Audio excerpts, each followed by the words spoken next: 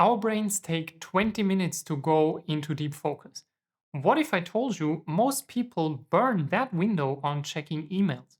And that's not a helpful routine for creators who want to publish content consistently and grow a channel. That's self sabotage. So, I'm going to give you my top 5 routines I run almost every single day to not just protect that window, but to get things done that matter. Don't start the day until you have it finished. It's been by far the most important workday routine for me ever since I heard about it for the first time. And this comes even before the email checking thing we'll talk about in a minute, because my workday today actually started yesterday. Plan your day in advance, plain and simple.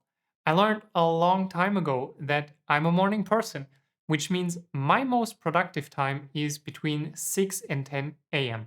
It's where I get stuff done that matters, like thinking big picture, mapping out content pillars, writing scripts, planning the next recording session like this one, and stuff like that. I don't want to waste any of this time in the morning with checking emails or even figuring out what I should do today in the first place. By planning today, yesterday, I give myself a head start. I wake up knowing my priorities and I don't burn through my morning energy asking questions like, okay, what should I do today? Or what do I feel like doing? I just start. Plan your day in advance. It sounds so basic, but real success comes from designing your days with intention and not just letting them happen to you. You know, Jim Rohn, the guy who said, don't start the day until you have it finished, he believed that if you don't plan your day, you're basically handing it over to randomness, or worse, to other people's agendas. And Jim was big on simplicity. He didn't say you need apps or time block calendars for that. Just a pen, paper, and a little time in the evening to map out what tomorrow should look like. That way, when I wake up, the thinking is already done. And now it's all about getting the work done. I know some people swear by Asana, Trello, or other digital tools these days for their planning. That's fine, and I should probably push the software angle here as well. But you know what they say, not all innovation is progress. Personally, I have to see my plan for the day right in front of me. It needs to be visible on my desk, not hidden in some app. So my version of plan your day in advance looks like this. Before I wrap up work today, I'll write down 3 to 5 things I must get done tomorrow. Not a 20-point to-do list, just the top 3 to 5 tasks on little paper notes. I put each of those notes on my desk in order of priority. And when tomorrow comes, I know exactly what to do and where to start. Once I'm done, the note lands in the trash immediately, or trash adjacent in some cases, depending on how well I aim. And in case I don't finish all the tasks today, I'll leave them for tomorrow and add new ones if necessary.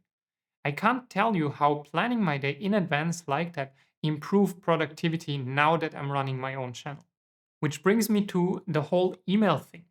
I stopped checking emails first thing in the morning a really long time ago. Like so many people, I used to roll out of bed, and before I even realized it, I was on my phone checking my inbox. And just like that, my whole day instantly shifted into reaction mode. Whatever I saw in the first few emails dictated my priorities and definitely my mood. Email is other people's agenda for us. Our brand partners' requests, questions from editors, DMs from viewers and clients. It's not that those aren't important, but they're not necessarily what we should be focusing on when our brain is waking up. Mornings are when most people experience peak mental clarity. Psychologists call that cognitive prime. You know, when our willpower is strong, our focus is sharp, and our creative thinking is at its best. But that window of opportunity doesn't last forever. For most of us, it's a few hours in the morning. And if you waste it putting out fires in your inbox, you've spent your best energy on tasks that most likely don't move the needle in the right direction. It's classic busy work, really.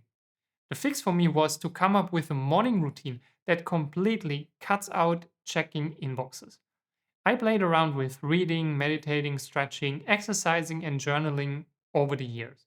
Whatever it was, the important point is that I invest in myself first before I dive into emails. These days, I actually have specific admin windows during the day to deal with emails particularly. I'll talk about this in the video here, so definitely check that one out. The bottom line is, when was the last time something bad happened when you didn't check emails for a few hours? Our clients survive, our coworkers definitely survive, and the world doesn't fall apart. So, if you want a quick win to improve your day, stop giving your mornings away to your inbox. Protect that time for yourself and the things that matter. Now, since we're on the topic of email, Inbox Zero is another one of those tiny workday routines that has significant upsides. And before you roll your eyes now, no, Inbox Zero doesn't mean your inbox has to be empty all the time. That's not realistic for most of us anyway. It simply means we have an intentional system for handling emails so they don't accumulate and become a constant burden. It's all about making the right choice whenever we touch an email. And we basically have five options here: delete it, delegate it, respond to it, defer it, or do it right away if it's a task. And here's why this actually matters: unfinished stuff takes up mental space even if it's just sitting in an inbox. Psychologists call it the Zeigarnik effect. Our brains like to circle back to incomplete stuff. And when we have 2,000 unread emails, it's not just digital clutter in an inbox anymore, it's mental clutter.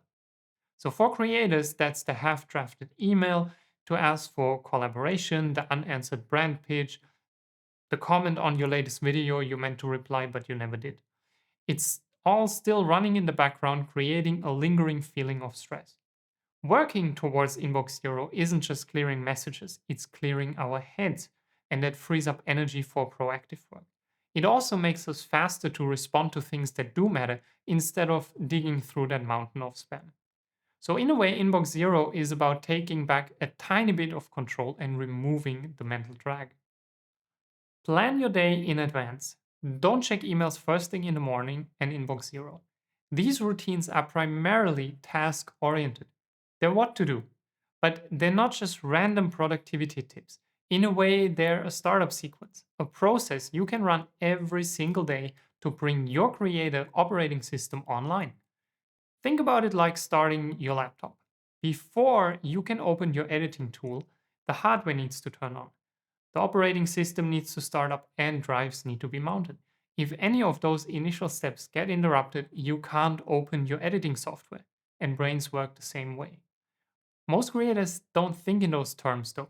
They treat every workday like a fresh improvisation. Open the laptop, check notifications, react to whatever came in overnight, and hope that inspiration shows up. That's not a creative system, that's a process missing essential steps. The three routines we just covered are the startup script. They determine whether you come online in a high output mode or in reactive mode. And the difference compounds over time. Any creator who starts their day correctly doesn't just feel more productive, they ship more work at higher quality with less burnout than someone who wings it daily. And these daily routines aren't complicated, they're a repeatable three-step sequence. Step 1: the end of the day planning. 3 to 5 tasks on paper in priority order. Your action items for tomorrow are set before you close the laptop today. Step 2: morning focus. No inbox, no notifications until your first deep work block is complete. Your best cognitive hours are not for other people's agenda. And step 3: the inbox processing window. One dedicated slot mid morning or after lunch to clear your inbox using the five options: delete it, delegate it, respond to it, defer it, or do it right away. Run that sequence consistently, and you move from reacting to the day to running the day. And that's the difference between a creator who has a channel and a creator who runs a content business. If you are looking to run your channel with better systems and you want to see exactly how I organize everything, I put it into a simple one-page guide you can copy. It's completely free and it'll give you a quick overview and the action steps to organize content creation behind the scenes and then move forward with scalable workflows so you can grow without burning out. Link is in the description below. Which brings us to routine 4: working in blocks of time. And you've heard about that before, but not like the Pomodoro technique where you just go for 25 minutes and then take a 5-minute break. That's not long enough to get into deep focus or deep work. Because as I mentioned in the beginning, the brain takes about 20 minutes to go into a focused state. And with a 25-minute block, that only gives you 5 minutes of pure focus before you interrupt yourself on purpose. So I aim for 1 to 2 hour blocks minimum to get the work done. And then I take a break or I switch to another task. And this is really not a big revelation. If you want to consistently publish and grow your channel, you need focused blocks of time without the usual interruptions. Routine 5 is that I make time to learn new things. That can be reading a book or learning how to edit better videos. Pretty much anything that goes beyond simply consuming content for hours on end. Just the other day, I had some of these super twitchy jump cuts again in my recording. And instead of hiding them with B roll, I decided to figure out better transitions. It's a tiny improvement in the bigger picture of creating better content on YouTube. But if nicer transitions make the videos just 1% better, there's going to be a compound effect when it comes to quality and appeal. At least I hope so. Maybe your thing is not video editing like it is for me. Maybe it's thumbnails, scripting better hooks, or learning about analytics. But I'm sure if you spend half an hour a day or an hour practicing your thing, you'll get better at it almost automatically. That's how it usually works. Building a channel is much more than hitting record once a month. It's a mindset challenge, and the outcomes are decided up here more often than not. Meaning, the right workday habits sometimes matter more than doing the actual work. At least they will give us a certain structure during the day to get back on track when things go off the rails. All right, 5 routines. But here's where I want to add one aspect that most of the YouTube gurus like to skip.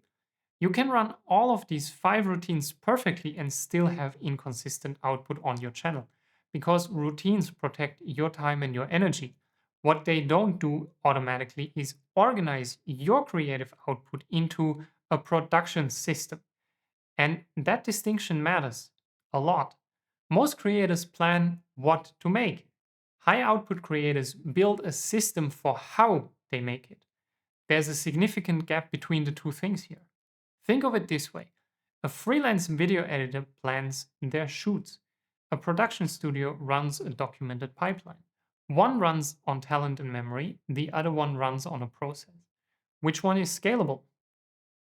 The good news is that you don't need a full blown studio. You need a production system that is sized for one person. A 3 step content pipeline can look like this. So, step one is to ideate.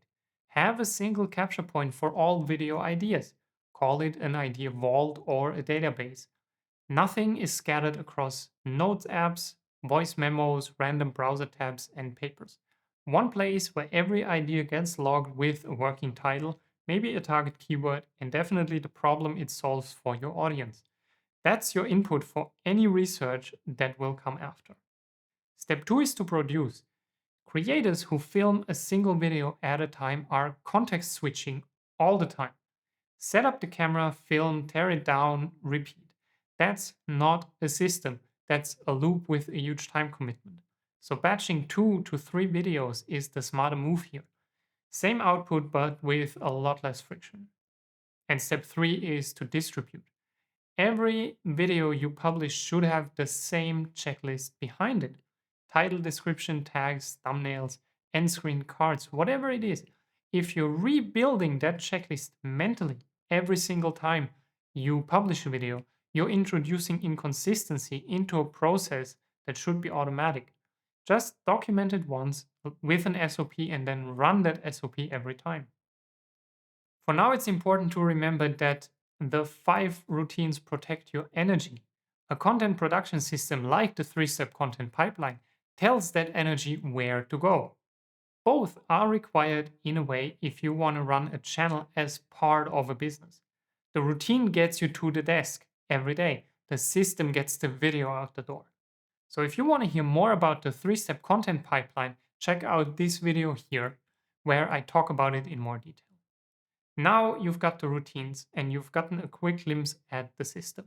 The only question is whether you protect that 20-minute window or burn it on emails again. Well, don't do that and watch this video next. Thanks for watching today, and I see you over there.